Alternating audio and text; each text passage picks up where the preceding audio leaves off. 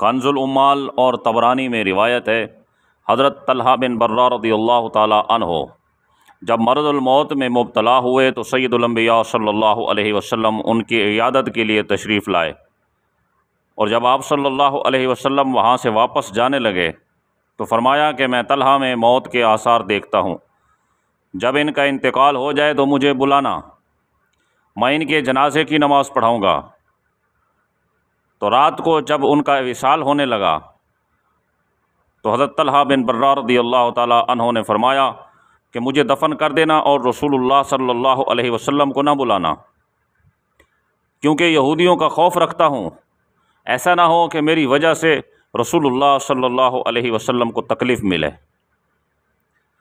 اور قرآن پاک میں اللہ رب العزت کا فرمان ہے، ان صلاتک سکن لہم،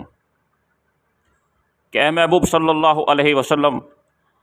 آپ کی دعا آپ کے صحابہ کے لیے سکون کا باعث ہے۔ حضرت طلحہ بن برہ رضی اللہ تعالی عنہ نے اللہ رب العزت کے اس فرمان کو جانتے ہوئے بھی کہا کہ محمد الرسول اللہ صلی اللہ علیہ وسلم کو تکلیف نہ دینا۔ جس دعا نے قبر کی پہلی گھڑی سے لے کر دخول جنت تک حضرت طلحہ بن برہ رضی اللہ تعالی عنہ کا ساتھ دینا تھا، صحابی رسول نے ایسی قیمتی دعا کو محمد الرسول اللہ صلی اللہ علیہ وسلم کی جان، عزت اور سکون پر قربان کر دیا۔ اور جب صبح کو رسول اللہ صلی اللہ علیہ وسلم کو اطلاع دی گئی تو سید الانبیاء صلی اللہ علیہ وسلم ان کی قبر پر تشریف لائے۔ صحابہ کرام نے آپ صلی اللہ علیہ وسلم کے پیچھے صف باندھی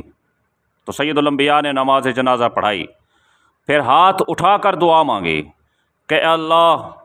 طلحہ سے اس حال میں ملاقات فرما کہ تو اسے دیکھ کر مسکرائے اور طلحہ تجھے دیکھ کر مسکرائے۔ اس حدیث طیبہ میں یہ بات واضح طور پر اور سید الانبیاء کا واضح عمل بیان فرمایا گیا ہے